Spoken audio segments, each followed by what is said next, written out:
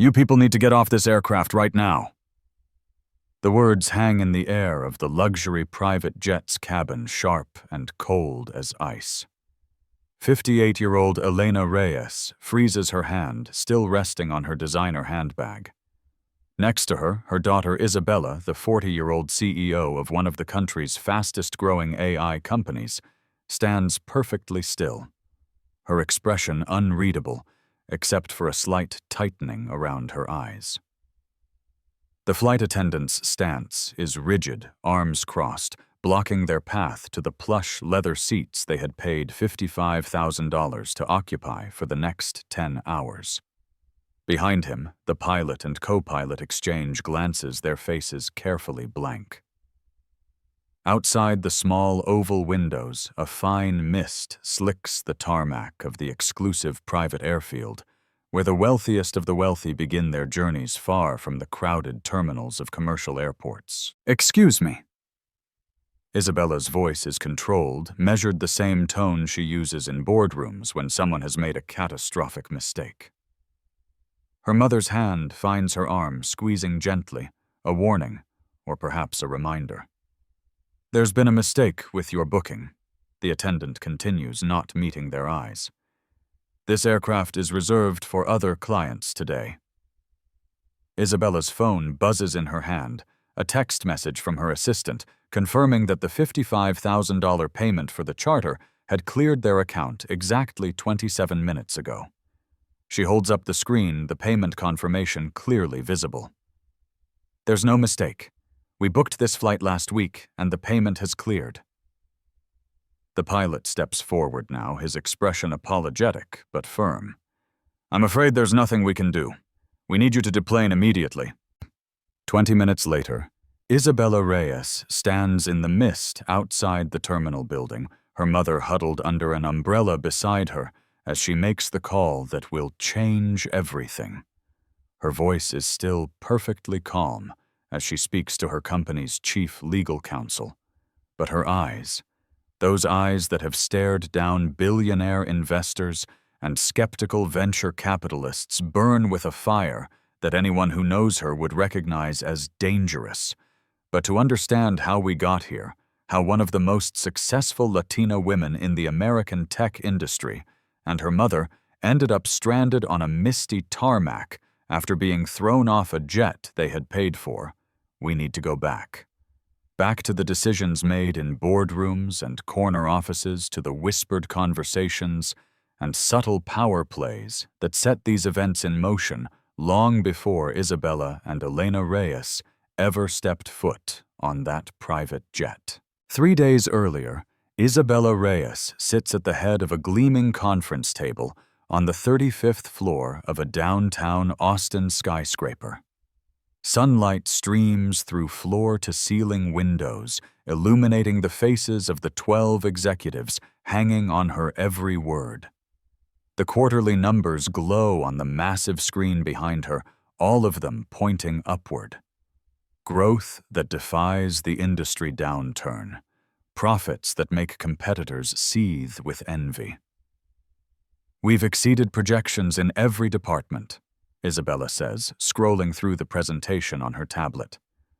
The subtle sapphire earrings she wears catch the light as she moves. "The new AI logistics platform is already generating 30% more revenue than anticipated, and our client retention rate has hit 97%.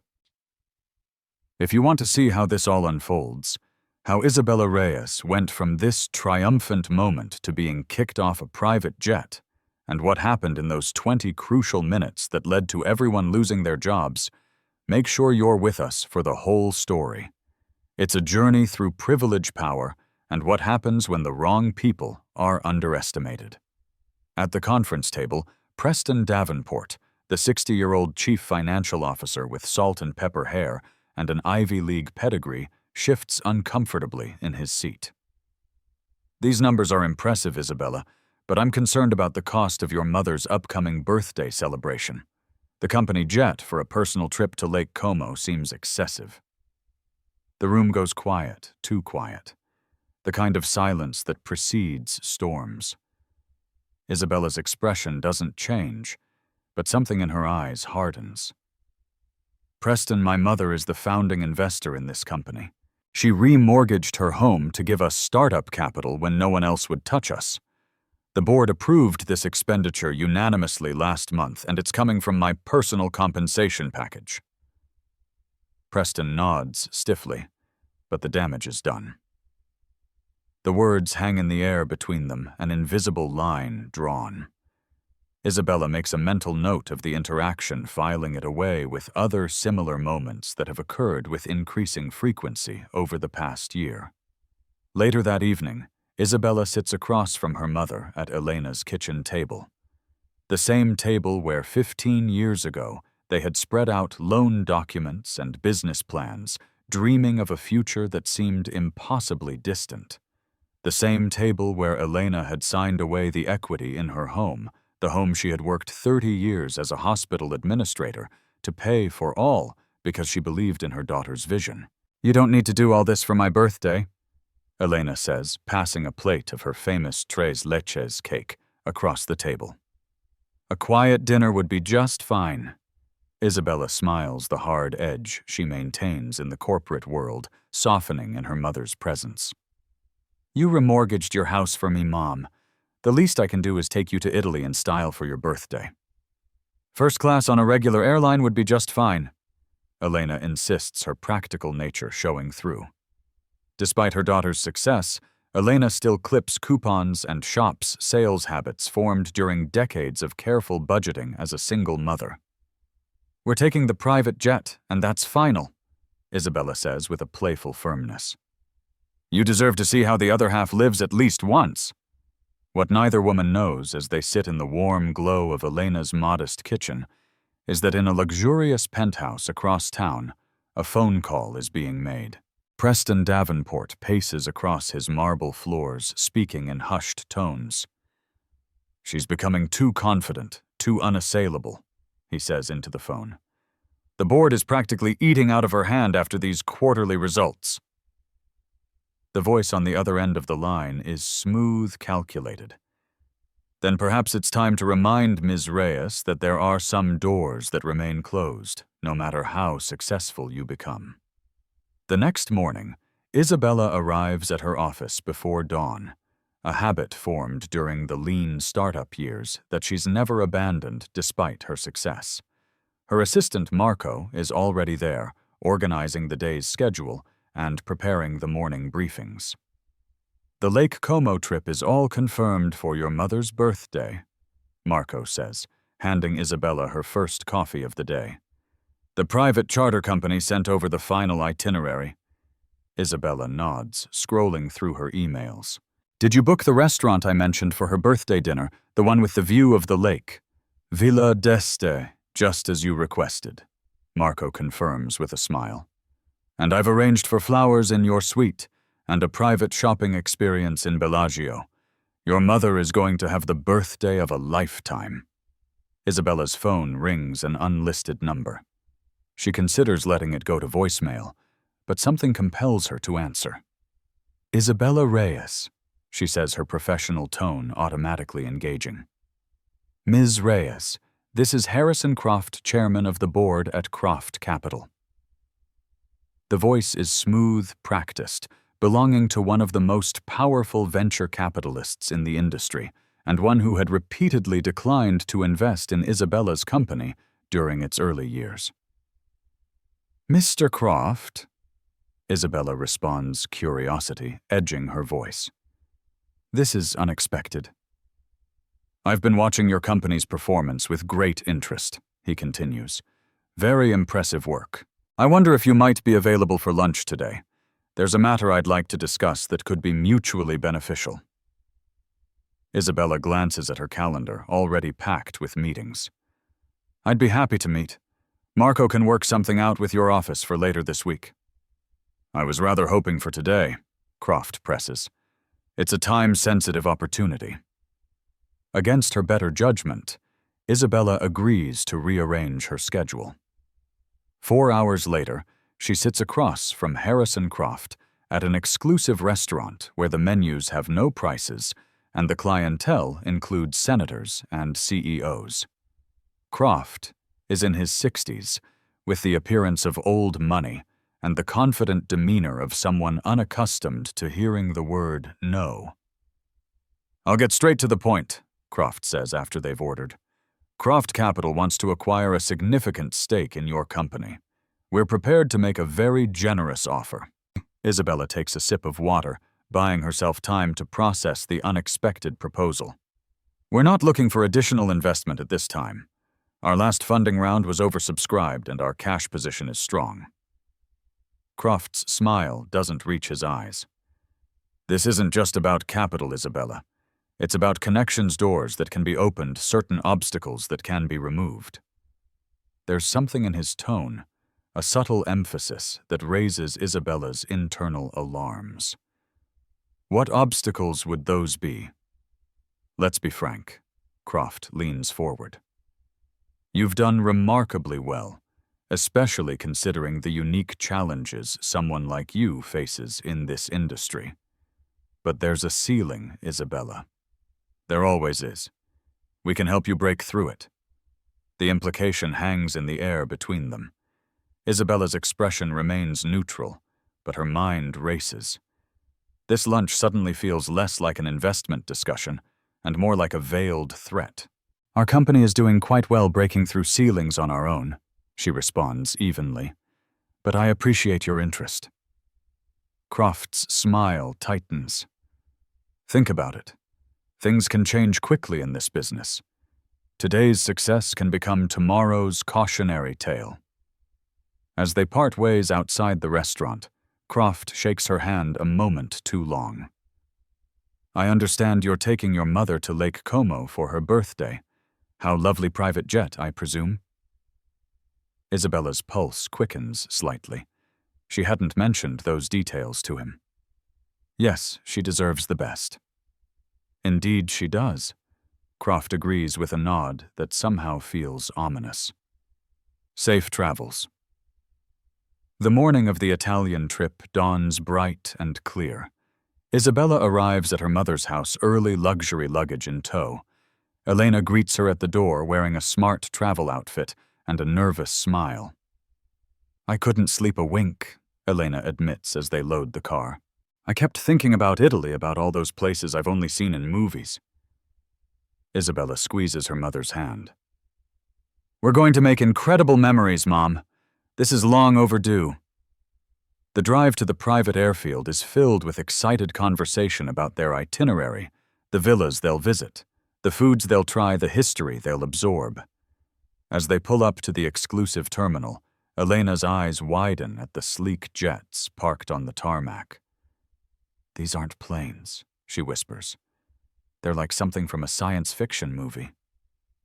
Isabella laughs, enjoying her mother's wonder. "Wait until you see the inside. It's like a flying 5-star hotel."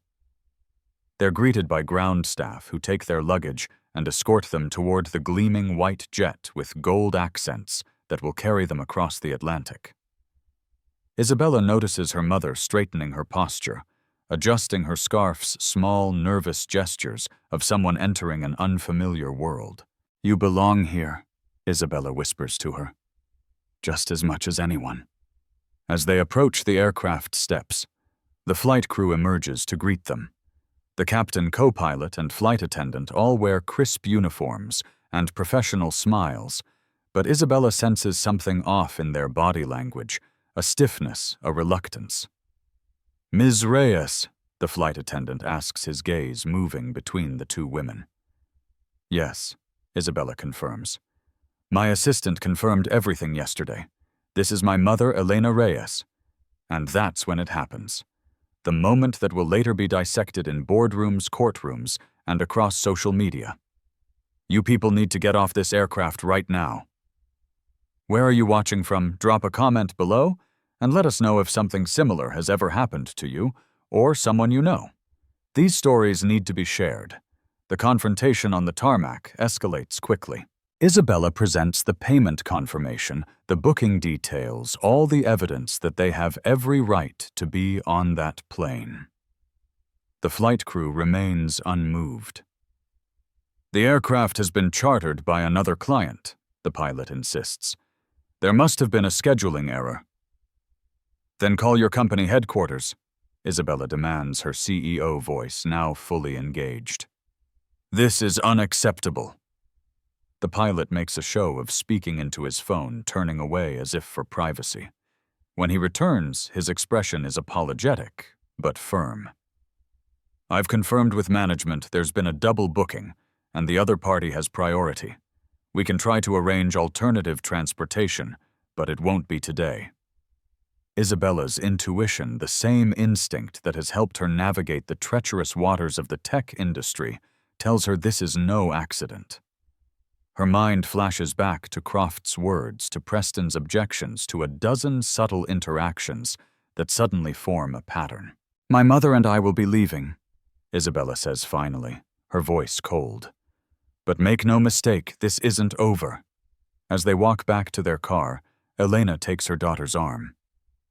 Isabella, it's okay, we can fly commercial. Lake Como will still be there. Isabella helps her mother into the passenger seat before responding. It's not okay, Mom. None of this is okay. She closes the door and walks around to the driver's side, pulling out her phone. The mist has thickened into a drizzle, speckling the screen as she dials a number. Her legal counsel, David Chen, answers on the first ring. David, it's Isabella Reyes. I need you to drop everything. We have a situation. 20 minutes later, Isabella sets in motion a chain of events that will reverberate throughout the industry. David has already filed emergency motions and contacted regulatory authorities. Isabella's head of communications has prepared statements. And most importantly, Isabella has made 3 crucial phone calls to board members whose loyalty she trusts implicitly. The first signs that the tide is turning come when Isabella's phone rings. The CEO of the private jet charter company, his voice tight with controlled panic. Ms. Reyes, I've just been made aware of the situation. I want to personally apologize for this inexcusable incident. The crew has been suspended pending investigation, and we have another aircraft standing by to take you and your mother to Italy immediately. Isabella's response is measured. I appreciate the call, but we will no longer be using your services. I expect a full refund processed within the hour.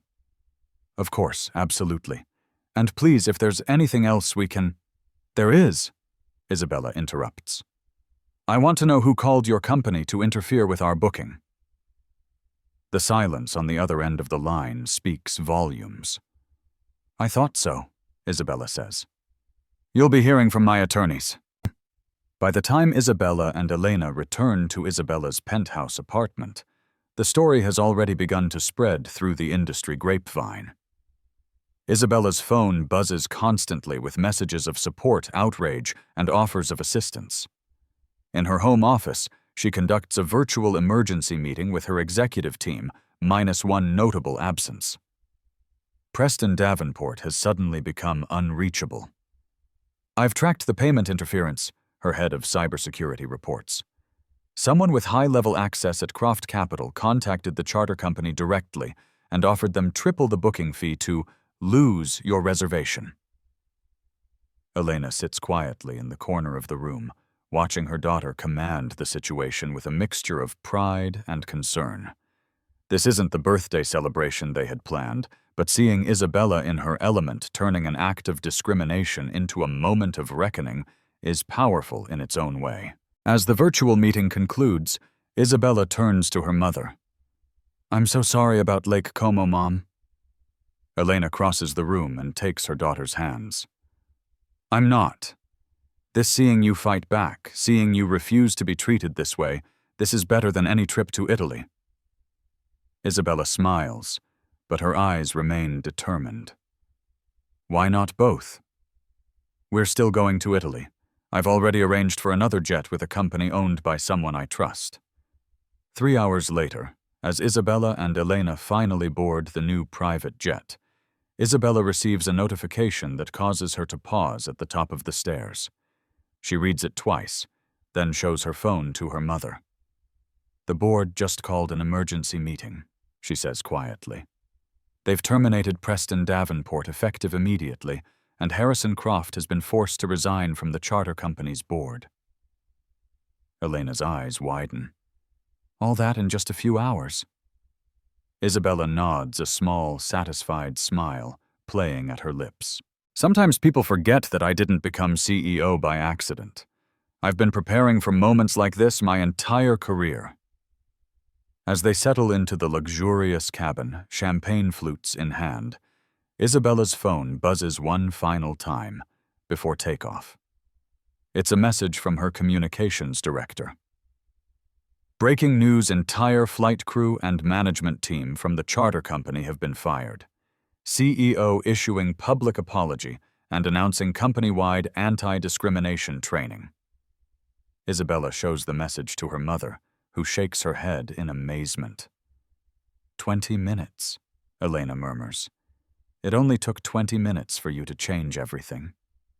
I learned from the best, Isabella replies, raising her glass in a toast. Happy birthday, Mom. As the jet accelerates down the runway and lifts into the clouds, mother and daughter look out at the shrinking world below, a world that tried to tell them where they belonged and learned to its cost that power comes in many forms, and justice can move at the speed of light when wielded by the right hands. But the story doesn't end with this victory. As the private jet crosses the Atlantic carrying Isabella and Elena toward the City of Light, forces are already gathering. Allies and enemies alike responding to the seismic shift in power that has just occurred. Because in the high-stakes world of technology and venture capital, nothing happens in isolation, and every action creates reactions that can either build empires or destroy them. The flight to Italy takes 9 hours, during which Isabella and Elena alternate between celebrating their victory and strategizing for what comes next, because Isabella knows this isn't over. A man like Harrison Croft doesn't accept defeat easily, and the systems that enabled today's discrimination run deeper than a single charter company or a disloyal CFO. They're going to come after the company next, Isabella says quietly, as they sip champagne over the mid-Atlantic. Croft has too many connections, too much influence. He'll try to tank our stock, spread rumors, maybe even poach our clients. Elena studies her daughter's face to face. She's watched transform from a determined child to a powerful woman. And you're ready for that. Isabella's smile is small but confident. I've been ready my whole life, Mom. You taught me that. As the Italian coastline appears in the distance, Isabella's phone connects to international service, and immediately notifications flood the screen. News alerts, messages from board members, emails from industry leaders expressing solidarity. And one message that makes her sit up straighter, a confidential tip from a former Croft Capital employee with evidence that Croft has been orchestrating similar incidents, targeting other minority executives for years. Isabella forwards the message to David Chen with one instruction: follow this trail all the way. Lake Como welcomes them with perfect spring weather and the promised suite overlooking the glistening water. For the next 3 days, Isabella keeps her promise to make this trip about her mother's birthday. They visit charming villas, cruise the lake, and dine in restaurants where the chefs come to their table to pay respects to the American CEO, whose name has suddenly become synonymous with standing up against discrimination in the tech world. On the evening of Elena's actual birthday, as they sit at the promised table, watching the sunset paint the sky in hues of orange and pink, Elena reaches across to take her daughter's hand. I've been thinking about your father, she says softly, about how proud he would be. Isabella's father had died when she was 12. A hard-working man who had instilled in his daughter a belief that excellence was the best response to prejudice. His absence had shaped both their lives, forcing Elena to become both mother and father provider and nurturer. He always said I'd change the world someday, Isabella replies, squeezing her mother's hand. I thought he meant the technology we'd create, but maybe he meant this standing up, refusing to back down. The waiter arrives with a small cake adorned with a single candle. For the birthday of Signora Reyes, he announces with a flourish, with compliments from the chef. As Elena makes her wish and blows out the candle, Isabella's phone buzzes yet again. She glances at it briefly, then sets it face down on the table. No more business tonight, she declares. Tonight is just for us. What Isabella doesn't share with her mother is the content of that message news that will transform their victory into something much larger when they return home. News that will turn a single act of resistance into a movement that could reshape an entire industry. The next morning, as Elena enjoys a leisurely bath in their suite's luxurious bathroom, Isabella stands on their balcony making calls. The stunning view of the lake stretches before her, but her mind is back in Austin, navigating the chessboard that her professional life has become. The evidence is overwhelming, David, her legal counsel, tells her. We've uncovered at least 7 similar incidents in the past 2 years alone, all targeting executives from underrepresented groups, all orchestrated through Croft's network. Isabella watches a ferry glide across the lake sunlight, dancing on its wake. And what about Preston? How deep was his involvement? Deep enough, David confirms. We've recovered emails showing he was feeding Croft insider information for months, but here's the interesting part. He wasn't acting alone. There's evidence that at least 2 other executives were involved. Isabella's grip tightens on her phone. Names: Richard Henderson in business development and Patricia Woodward in marketing. Isabella isn't surprised by the first name, but the second catches her off guard. Patricia had always presented herself as an ally, frequently speaking about the importance of diversity in tech. Another mask revealed. There's more, David continues. We've been contacted by 3 other CEOs who experienced similar discrimination after refusing acquisition offers from Croft Capital. They're willing to join forces in a class action suit. Isabella considers the implications. A single incident might be dismissed as an unfortunate misunderstanding, but a pattern, that's harder to explain away. Coordinate with their legal teams, she instructs, and leak the pattern to 3 specific journalists. You know which ones. No direct attribution to us yet. As she ends the call, Elena emerges from the bathroom, wrapped in a plush hotel robe, her hair wrapped in a towel. I thought this trip was supposed to be business-free, she teases. Isabella smiles apologetically. Last call, I promise. We have a full day ahead shopping in Bellagio, and then lunch at that little trattoria you read about. But as they enjoy their day in Italy, as Elena tries on silk scarves at designer boutiques and savors authentic Italian cuisine, Isabella's phone continues to vibrate with updates. The story is spreading, gaining momentum, evolving from a single incident involving one CEO to a revelation of systemic discrimination at the highest levels of the tech industry.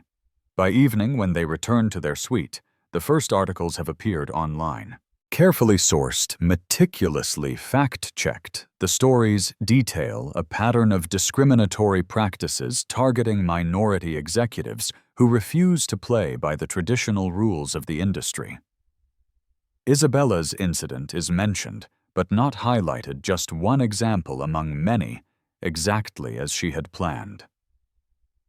This is bigger than us now, she tells Elena, as they review the coverage together. It's becoming a movement. Elena always perceptive studies her daughter's expression. You planned for this, didn't you? Not the incident itself, but the response. You were ready. Isabella nods slowly. I've seen too many talented people pushed out of this industry because they didn't fit someone's idea of what a tech executive should look like. I always knew that if it happened to me, I wouldn't go quietly. The remainder of their Italian trip passes in a curious blend of celebration and strategy.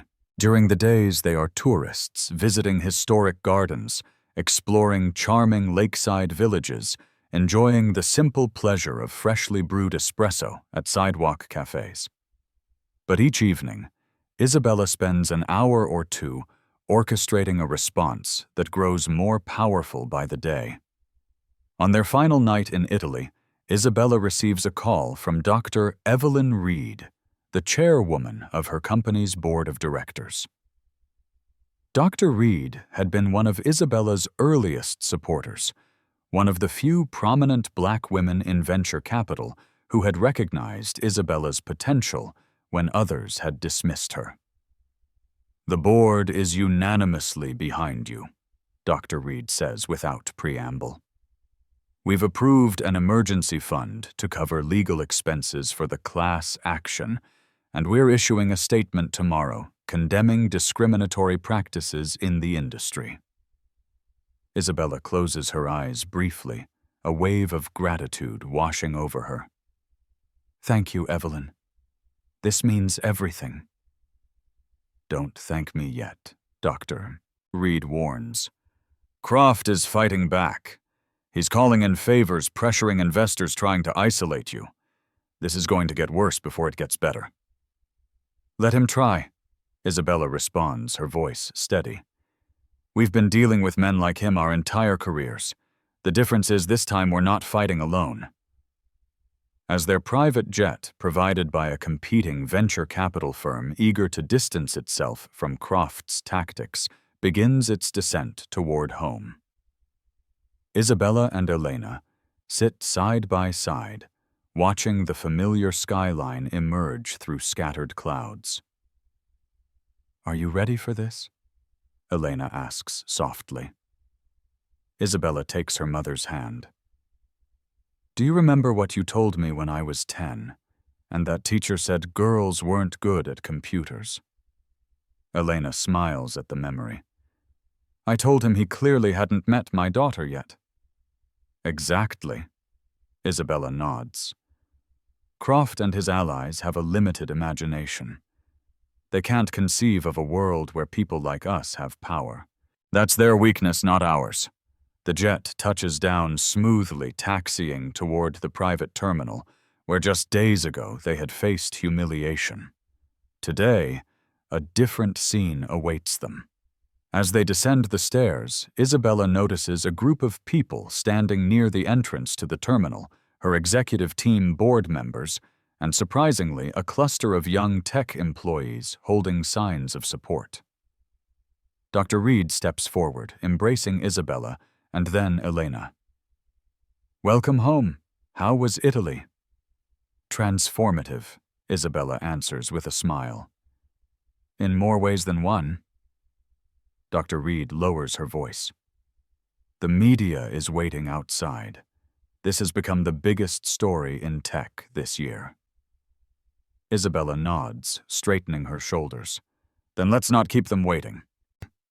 As they make their way through the terminal, Isabella spots two familiar faces among the waiting press corps. Richard Henderson and Patricia Woodward, her former executives, now looking distinctly uncomfortable as they stand to the side, no longer part of her inner circle. "Isabella," Richard calls out, stepping forward with a strained smile. "We need to talk. There's been a misunderstanding." Isabella cuts him off with a raised hand. "Save it for the deposition, Richard. I believe our lawyers will be in touch." Outside, camera flashes erupt as Isabella emerges with her mother and Dr. Reed flanking her. Microphones thrust forward questions overlapping into an indecipherable cacophony. Isabella raises her hand, and somehow the crowd falls silent. "What happened to my mother and me last week was not an isolated incident." She begins, her voice clear and strong. "It was part of a pattern, a systematic effort to remind certain people that no matter how successful they become, no matter what they achieve, there are those who believe they don't belong. She pauses, letting her gaze sweep across the assembled reporters. But those days are over. We're not just fighting for ourselves anymore. We're fighting for every qualified person who has been told they don't belong, who has been denied opportunities not because of their abilities, but because of what they look like or where they come from. A reporter calls out, "Ms. Reyes Harrison Croft has denied any involvement in the incident. He claims this is a publicity stunt to boost your company's profile." Isabella smiles slightly. Mr. Croft is entitled to his opinion. The evidence, however, tells a different story, one that will soon be presented in court. But today isn't about Mr. Croft. It's about the future. We're building an industry where merit truly matters more than connections or conformity. Another voice from the crowd. What about the charter company? They've issued an apology and fired the entire flight crew and management team. Accountability is important, Isabella acknowledges. But this isn't about punishment. It's about change, real lasting change in how our industry operates. One incident, one company, one apology isn't enough. We need systemic transformation. As the press conference continues, Elena watches her daughter with quiet pride. This is the Isabella she has always known, not just brilliant and determined, but principled. A woman who fights not just for herself, but for others who might not have the platform or power to fight for themselves. The days that follow are a whirlwind of activity. The class action lawsuit is formally filed, naming Croft Capital and Harrison Croft as the primary defendants. The evidence once compiled and presented is damning emails, recorded conversations, financial transactions forming an undeniable pattern of discrimination and retaliation against executives who refuse to conform to the industry's unwritten rules. Isabella's company launches a new initiative, the Innovate Forward Fund, to support startups founded by underrepresented entrepreneurs. The initial commitment of $50 million sends a clear message. This isn't just about fighting against the old ways, it's about building something better. But as Dr. Reed had predicted, Croft doesn't surrender without a fight. 2 weeks after Isabella and Elena's return from Italy, the counterattack begins. First come the rumors about financial irregularities at Isabella's company, suggestions that her meteoric rise was due to factors other than merit insinuations about her personal life designed to distract from the real issues. Then come the more direct attacks. A major client, one with long-standing ties to Croft, suddenly cancels their contract. A planned partnership with another tech giant is mysteriously put on hold. Most concerning several key employees receive tempting job offers from Croft Capital subsidiaries, offers too generous to be coincidental. "He's trying to bleed us dry," Isabella tells her executive team during an emergency meeting. "Targeting our revenue streams, our partnerships, our talent, classic scorched earth tactics." Benjamin Chen, her chief technology officer, and one of her oldest friends in the industry, nods grimly. "We expected this. The question is, how do we respond?" Isabella leans back in her chair, considering. "We could fight fire with fire, call in our own favors pressure. His allies play the same game." "But," Dr. Reed prompts, sensing Isabella's hesitation. "But that's exactly what he expects." Isabella continues, leaning forward now, energy animating her features. "He wants to drag us down to his level, make this a personal battle between him and me. If we do that, we've already lost the larger war, even if we win this battle." She stands, moving to the window that overlooks the city. "No, we need to change the game entirely. Croft thrives in a world of backroom deals and quiet pressure, so let's bring everything into the light." The plan that emerges from that meeting is bold, perhaps even reckless. Rather than hiding from Croft's attacks, Isabella's company will document them meticulously and share them publicly. Each canceled contract, each poached employee, each planted rumor becomes not a setback, but evidence further proof of the very behavior at the heart of their lawsuit. Transparency as a weapon, Dr. Reed muses when Isabella outlines the strategy. It's risky. Everything worth doing is, Isabella responds. But it's also unexpected. Men like Croft operate in the shadows. They're not prepared for someone who refuses to play by those rules. The strategy begins to bear fruit almost immediately. When a major client cancels their contract, Isabella's company issues a press release thanking them for their past business and wishing them well with their new service provider, a Croft Capital subsidiary. No accusations, just facts, presented in a way that makes the connection impossible to miss. When 3 key engineers resign on the same day, all to accept positions at different companies that share a single investor, Croft Capital, the pattern is highlighted again, not through allegations, but through simple reporting of facts. Journalists begin to connect the dots. Industry forums buzz with discussions about the tactics being employed, and most importantly, other companies start to distance themselves from Croft, and Croft Capital wary of being associated with what is increasingly being perceived as unethical behavior. 6 weeks after the incident on the private jet, Isabella is invited to give the keynote address at Future Forward, one of the industry's most prestigious conferences. It's a platform typically reserved for established industry leaders, the old guard of Silicon Valley. Her invitation is a clear signal that the balance of power is shifting. The night before her speech, Isabella sits with Elena in the living room of her penthouse, reviewing her remarks. "Is it too much?" she asks, uncharacteristically uncertain.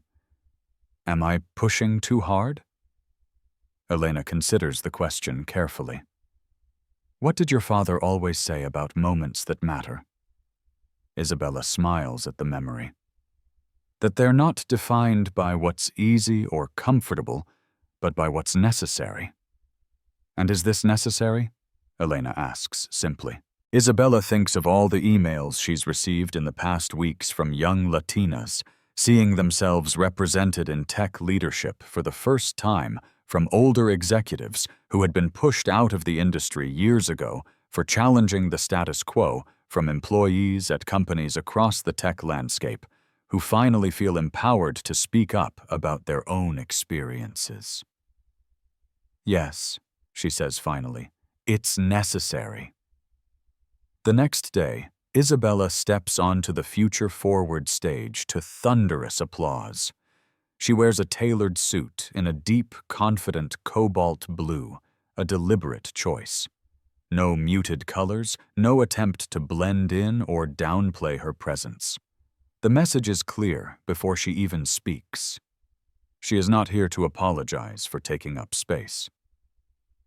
6 weeks ago, she begins, her voice steady and clear. My mother and I were removed from a private jet we had chartered for her birthday trip to Italy. The reason given was a scheduling error.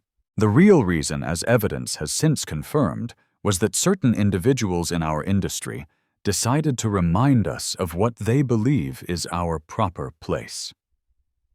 She pauses, letting the words hang in the air. But this isn't a story about one incident or one family. It's about an industry at a crossroads. For too long, we've accepted a culture that rewards certain types of people and excludes others not based on merit or innovation or vision, but on unspoken rules about who belongs and who doesn't. The audience is utterly silent, hanging on every word. Isabella looks out at the sea of faces, some uncomfortable, some inspired, all attentive. The technology we create shapes the future of human experience, she continues. It influences how people communicate, learn, work, and live. If that technology is created by a homogeneous group, by people who all share similar backgrounds, perspectives, and blind spots, then we are building a future that serves some people better than others. She steps away from the podium, now moving freely across the stage, her confidence palpable. The defense of the status quo is often framed in terms of meritocracy. The best rise to the top, regardless of background. But true meritocracy requires equal opportunity, equal access, equal assumption of competence. And the evidence is overwhelming that these conditions do not yet exist in our industry. For the next 30 minutes, Isabella outlines a vision for the tech industry that challenges its fundamental assumptions, not with anger or accusation, but with clarity and conviction. She presents data on the financial outperformance of diverse companies, shares stories of innovations that emerged from diverse teams, and offers practical steps that companies can take to create truly inclusive cultures. This isn't about charity or optics, she emphasizes toward the end of her speech. It's about building better companies and better technologies. It's about recognizing that excellence doesn't look one way, or speak with one voice, or come from one background. Excellence is diverse by its very nature, because the problems we're trying to solve are diverse. As she concludes, the applause begins slowly, and then builds to a standing ovation that lasts for nearly 5 minutes. Isabella stands on the stage, accepting the response with gracious nods, but her eyes search the crowd until they find her mother seated in the front row, tears streaming unashamedly down her face. That evening, as Isabella and Elena share a quiet dinner at home, tres leches cake again, their tradition for significant days, Isabella's phone buzzes with a text from Dr. Reed. "Turn on the news. Now." They move to the living room where Isabella switches on the large wall-mounted screen. The breaking news banner scrolls across the bottom of the screen. Breaking Croft Capital CEO and Chairman Harrison Croft steps down amid discrimination scandal. The anchor's voice fills the room.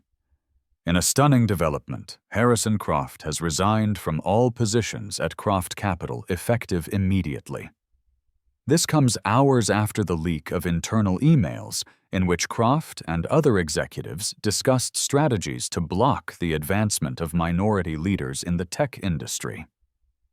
Croft Capital's stock has plummeted in after-hours trading, with analysts predicting. Isabella mutes the television, turning to her mother with wide eyes. "It worked! It actually worked!"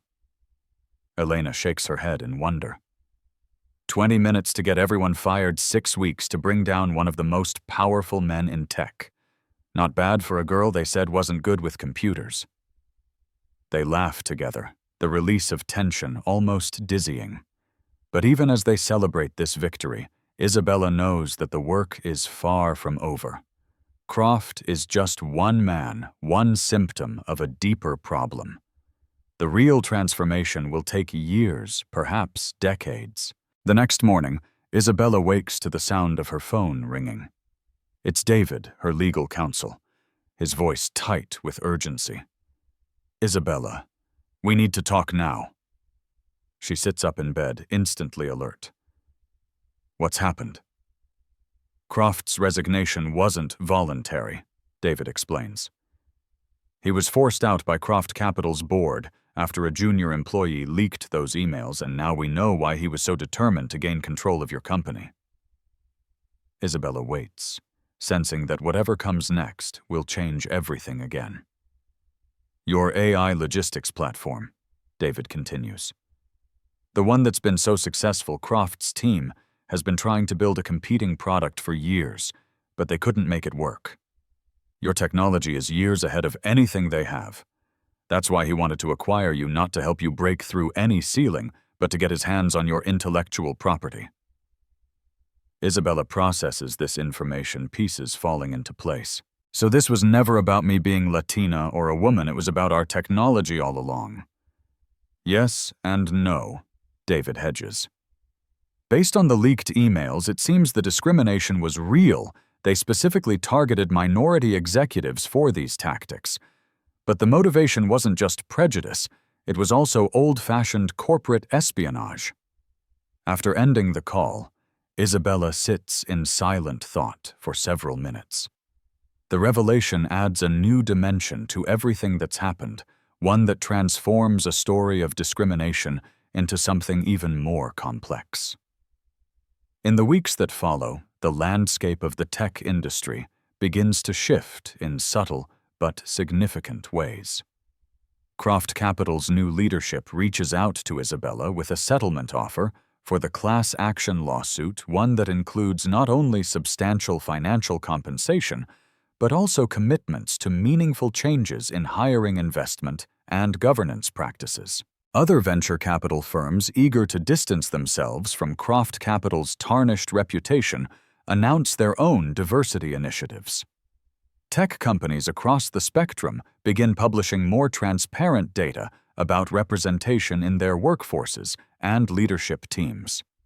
And perhaps most significantly, Isabella's company launches a new security platform specifically designed to prevent the kind of corporate espionage that Croft had attempted, technology that protects not just data, but the innovative ideas of startups and smaller companies that might otherwise be vulnerable to predatory tactics. 3 months after the incident on the private jet, Isabella and Elena sit once again at Elena's kitchen table. The tres leches cake between them is still warm, filling the modest home with its familiar, comforting aroma. "I've been thinking," Elena says, cutting perfect squares of cake. "Maybe it's time for me to get more involved in the company again, not just as the founding investor, but in a more active role." Isabella looks up in surprise. "Really? I thought you were happy with retirement." "I was." Elena nods, sliding a slice of cake onto her daughter's plate. "But this whole experience has reminded me of something important. The work isn't done yet, not even close." Isabella studies her mother's face, seeing the same determination that had led Elena to remortgage her home all those years ago. "What did you have in mind?" "You've started that Innovate Forward Fund," Elena says. "I want to lead it. Use my experience, my network from all those years in hospital administration, help these young founders navigate not just the business challenges, but the other obstacles they'll face." Isabella feels a surge of emotion, pride, love, gratitude, all mingled together. "The Elena Reyes Foundation," she says softly. "It's perfect." As they eat their cake and discuss the details of this new venture, Isabella's phone lights up with a notification. It's a news alert. Former Croft Capital chairman Harrison Croft announces new venture fund focused on underestimated founders. Isabella shows the screen to her mother, both of them reading the headline in disbelief. "Unbelievable," Elena mutters. "After everything he did, he's trying to rebrand himself as a champion of diversity." Isabella sets down her phone, a slow smile spreading across her face. "Actually, this might be the most significant victory of all." "How do you figure that?" Elena asks skeptically. "Because it means the landscape has shifted so dramatically that even Harrison Croft, the embodiment of the old guard, recognizes that the future belongs to inclusion, not exclusion." Isabella takes another bite of cake, savoring both the sweet flavor and the sweeter taste of this unexpected triumph. "He's not leading the change, he's following it. And that's how you know a movement has truly succeeded, when even your opponents begin adopting your language and your values." Elena considers this, then raises her water glass in a toast. "To changing the game so completely that even the Harrison Crofts of the world have no choice but to play by new rules." Isabella clinks her glass against her mother's. "And to the woman who taught me that the most powerful response to being told you don't belong is to create spaces where everyone belongs." 1 year after the private jet incident, Isabella stands on a different stage, this one in the auditorium of her former high school. Before her sight, 300 young women, predominantly girls of color, participants in a new technology education program funded by the Elena Reyes Foundation. Most of you have heard the story, Isabella begins, of how my mother and I were kicked off a private jet and how that led to significant changes in the tech industry. It's become something of a legend, 20 minutes that changed everything. She smiles, looking out at the eager young faces. But the truth is, those 20 minutes weren't the beginning of the story, and they certainly weren't the end. The beginning was decades earlier, when my mother refused to accept limitations placed on her as a Latina woman in healthcare administration, when my father taught me that excellence is the best response to prejudice. When teachers in this very school, some still here today, pushed me to pursue my interest in computer science, despite the statistics showing how few women of color succeeded in that field. Isabella moves across the stage, making eye contact with different students.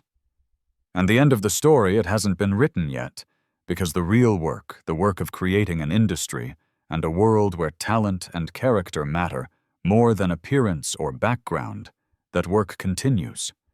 And soon, it will be your work, too.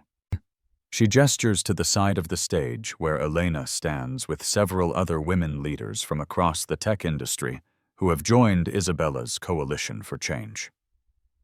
The most important lesson from our experience isn't about confrontation or even justice, though both have their place. It's about preparation meeting opportunity. It's about building networks of support that allow you to stand firm when challenges come.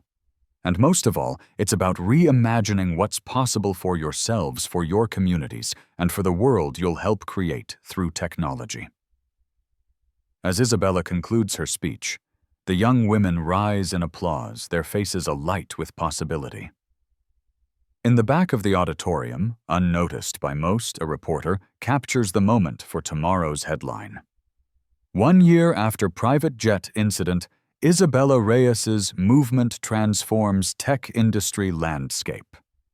But the most significant transformation isn't visible in headlines or metrics. It's in the subtle shift in how people speak about diversity in tech, not as a problem to be solved or a box to be checked, but as an essential element of innovation itself. It's in the growing recognition that excellence takes many forms and speaks with many voices. And it's in the young women sitting in that auditorium no longer questioning whether they belong in technology, but rather what contributions they will make to its future. As Isabella and Elena leave the school together, a light spring rain begins to fall, not unlike the rain that fell on that fateful day at the private airfield. But this time, there's no humiliation, no urgent phone calls, no need for rapid response. Just two women walking together, sheltered by a single umbrella, their steps synchronized after years of moving through the world side by side. Do you ever think about them? Elena asks suddenly. The flight crew from that day? Isabella considers the question. Sometimes. I heard most of them found other jobs eventually. The pilot actually reached out to apologize personally a few months ago. And did you forgive him? Isabella is silent for a moment, raindrops pattering on the umbrella above them. I told him that forgiveness wasn't what mattered. What mattered was whether he'd learned whether he'd teach his children and his colleagues to do better. Elena nods, satisfied with this answer. And Croft, have you forgiven him? At this, Isabella actually laughs. Croft's underestimated founders fund has actually become one of the better ones in the industry. Turns out when your reputation and legacy are on the line, you can become quite committed to a cause. They reach their car, and Isabella holds the umbrella as her mother gets in. Before closing the door, Elena looks up at her daughter, her expression serious again. You know, for all the good that's come from this, I still sometimes wish we just made it onto that plane and had our quiet birthday trip to Italy. Isabella smiles, understanding completely. There's always next year, Mom, and this time we'll own the plane.